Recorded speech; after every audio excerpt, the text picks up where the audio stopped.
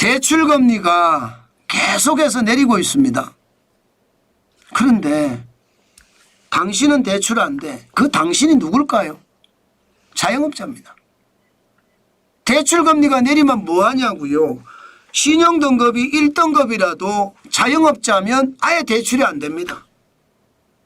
제가 신용 사면 이렇게 많이 하면 기존에 신용등급이 좋은 사람들이 대부분 피해를 입을 거다 그 말씀 드렸죠. 이제 말입니다. 문재인 정부 때 신용 대사면을 엄청나게 했고 윤석열 정부 때도 신용 대사면을 많이 했습니다. 이게 이제는요. 신용 대사면 자체가 신용이 아예 붕괴되는 그런 사회가 돼버렸습니다. 아니 어느 은행을 가보십시오. 5대 은행을 가면 신용 등급하고 상관없습니다. 신용 등급하고 회사 다녀요 안 다녀요 이게 중요하고요. 예, 집 있어요 없어요 이게 중요합니다. 이거 외에 대출해 주는 사람이 거의 없다는 뜻이에요. 와 뭐가 이런 사회가 됐나 싶죠.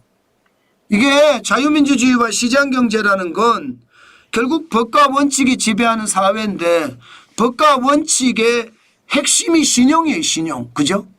신용이 굉장히 중요합니다. 신용사회라고 하잖아요. 그런데 신용이 무너졌어요.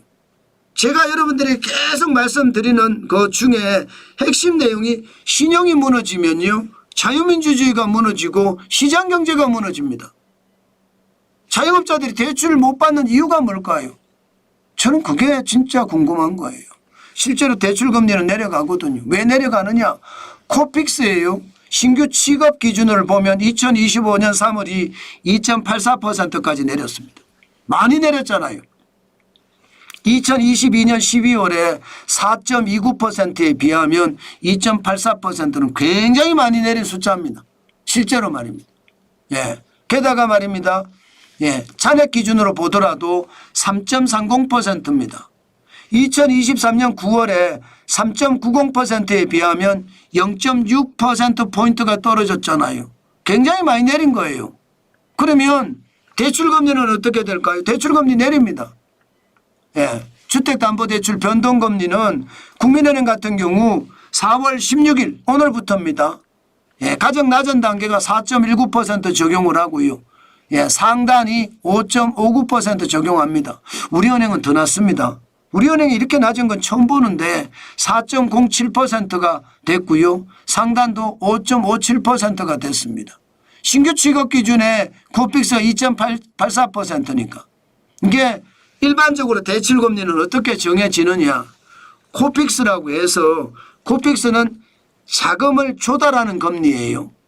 8개 은행이 시중에서 자금을 조달하는 금리를 코픽스라고 합니다.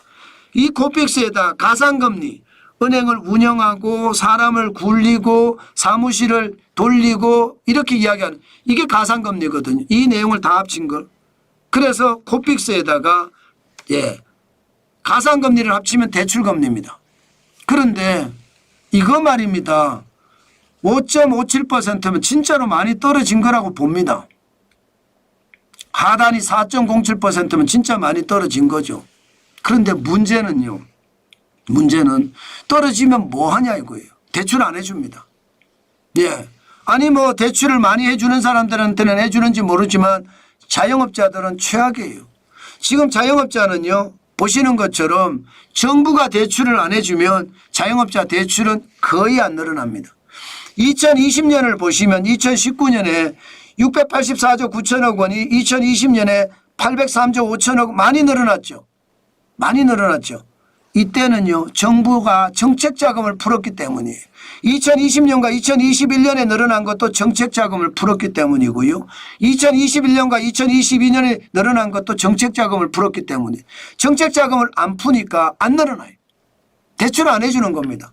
2022년에 1091조 8천억 원이 2023년에 1053조 2천억 원. 얼마 늘었나요? 예, 단순하게 따지면 지금 한 30조 정도 늘었나요? 30조. 예, 그런데 2023년을 보십시오. 1053조 2천억 원이 2024년 예, 1061조 2천억 원이잖아요. 겨우 말입니다. 겨우 10조 늘었어요. 대출 안 해줍니다. 실제 대출이 느는 것도 보면 2023년 3.3%로 줄었고 2024년 1%로 줄었습니다. 대출을 안 해주기 때문에 그만큼 줄은 거예요. 그래서 금리 내리면 뭐하냐. 대출 안 줄여주는데 이런 말들이 나오는 겁니다. 사실 현장의 자영업자분들의 이야기를 들어보면 저도 자영업자잖아요. 전부 하나같이 돈 없습니다. 돈이 없으니까 여러분 자영업자들이 가게세 안 내고 있어요. 보증금에서 계속 까라고 이야기하고 있어요. 그럼 장사라도 잘 돼야 되잖아요. 장사도 잘 안 돼요. 이 갈라치기가 도를 넘어서서 이게 정치인들 한마디가 국민을 갈라치게 했는데 국민들끼리 싸우고 있어요. 국민들끼리. 어떻게 생각하면 한심하죠. 국민들끼리 싸우니까 소비는 안 일어나고 소비가 안 일어나니까 전체 상황은 굉장히 어려워진다. 저는 그렇게 생각합니다. 여러분, 시장이라는 것은요. 안정적일 때 소비를 많이 합니다. 시장이 안정적이지 못하기 때문에 소비가 주는 거거든요. 그러면 그에 대한 대책이 있어야 되는데 대책이 없습니다. 지금 다음 대통령이 누가 되느냐 이걸 가지고 많은 사람들이 이야기를 하는데 다음 대통령이 누가 되든 나라가 두 쪽 난 상태라서요. 소비가 늘어나기란 참 쉽지 않다. 저성장의 고리가 계속 깊어질 가능성 높다. 저는 그렇게 말씀드리고 싶습니다. 돈을 뿌린다고 해서 여러분 돈 안 씁니다. 뿌린 돈만 쓸 뿐이에요. 이게 추가 소비가 일어나야 되는데 추가 소비도 안 일어나거든요. 그래서 시장은 더 충격이 되겠다. 그 말씀 오늘 마지막으로 드립니다. 자영업자들은 더 어려워진다는 이야기입니다. 더 무너질 수 있다는 이야기고요. 안타깝죠. 그러나 현실입니다.